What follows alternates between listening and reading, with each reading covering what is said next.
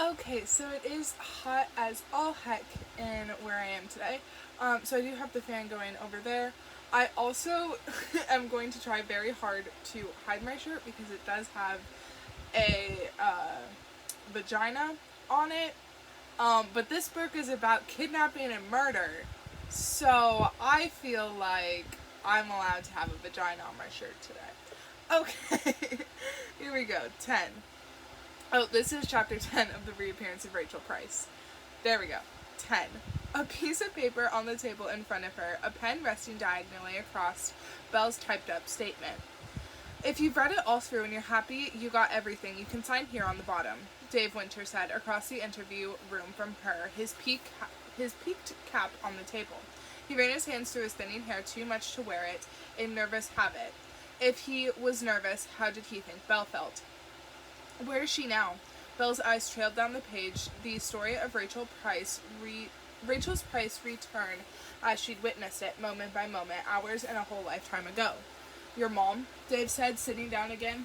She's in with the feds now, working out if she was kept out of state, whether this is a federal case or not. Attorney's General Office will want to speak to her next. Belle nodded. Sign when you're ready. Should she bring it up now?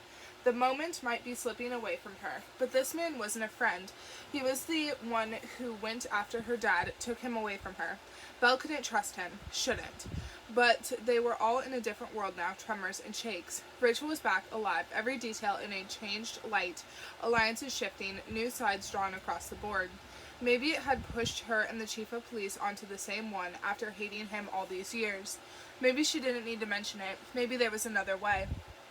She really walked all the way from Lancaster? Belle asked, keeping her voice flat like it didn't really matter. That would take like 8 hours, right? Dave whistled. Long way to walk. She's a brave woman. I understand why she wanted to get in anybody else's car after what she lived through. Is there proof? Belle pushed a little harder. Proof of what? That she walked all the way from Lancaster like she said. Dave studied her. Belle blinked, putting up the walls behind her eyes. We haven't had a chance to check for footage yet to verify, but a couple of police departments had calls in this morning concerned about a dirty woman walking along the highway. So yeah, she really walked all that way to get home to you. Have you sent someone to the road where she was left? Belle sat forward. You must be able to find the one. Is there a tote bag there? The bag she had over her head. Rachel says she took it off. It should still be there. If it was, it meant that Rachel must be telling the truth, that the thing with the engine was just that, a mistake. Belle only needed proof for her and the knot in her gut. Did you find the tote bag? Not yet, Dave said. All the evidence will be processed, though, don't worry. Her clothes, the crime scene where she was dropped off, when we located, tire tracks. We'll get security footage, traffic cameras, anything we can get our hands on to track the man who took her. Bring him to justice. We'll find him, that's my job. Don't you worry. That wasn't what Belle was worried about. Not yet. She just wanted proof that Rachel was telling the truth so it stopped nagging at her, feeding the knot. Belle glanced down at her statement, ran her fingers across the dried ink, coming away clean. There's something I should tell you, she said, studying the finger. What's that? It's small. Probably doesn't mean anything. Dave's chair creaked as he shifted his weight. There was something, Belle continued. A slight discrepancy, I guess, in the story Rachel told me and the one she told my dad. It's in my statement. I don't know if you noticed. Dave Winter couldn't be relied on for his noticing. He'd never cared to notice that Charlie Price was innocent all along. What was it? He asked, sharpening his tired, dried-out eyes. The engine, she said. Rachel told me that the man left the engine running when he left her on that road, but she later told my dad that he turned the car off first. Just a small thing, really. She feigned a shrug. Just a mistake, right? Yes, of course. Dave shifted back like it wasn't worth his notice. Your mom has been through hell. Hell. The worst a person can live through. Think how exhausted she was, the heightened emotion of seeing her husband and her daughter again after all this time, trying to give an explanation in that delirious state. That's not the time for giving accurate statements. Of course, she'd make mistakes, get something wrong. We have the full, complete story from her. Now she's had time to rest and process. Don't worry. See? She could believe it. Now someone else had said it. Just a mistake. It didn't mean anything more. I know this is a huge readjustment for you, Dave said, trying to be kind, thinking her silence meant something else. None of us saw this coming. No one. It doesn't feel real yet.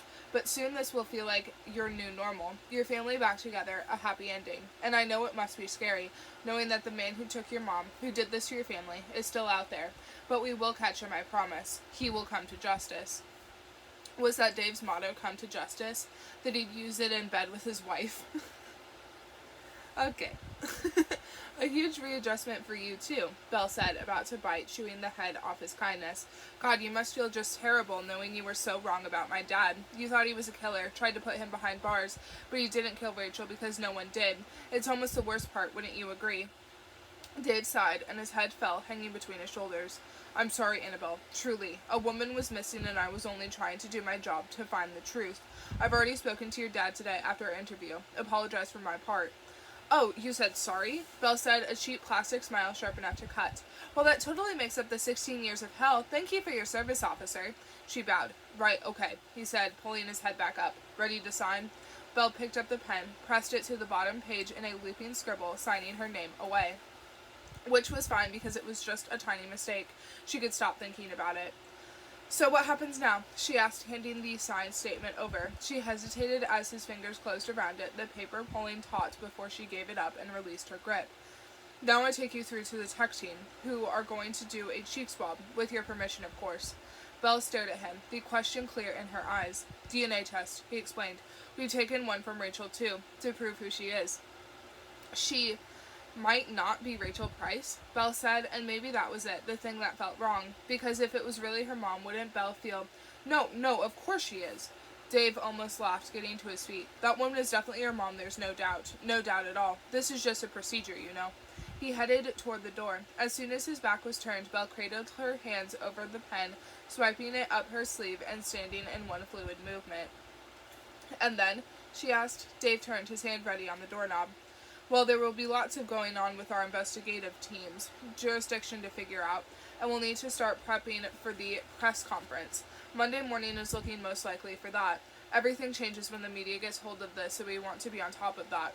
No, I mean what happens right now, like tonight, later. David narrowed his eyes. Where does she go? Belle asked. Where does Rachel go? Your mom? He said, his eyes softening, a quiet smile in them, crinkling at the edges. Annabelle, she gets to go home with you. Oh,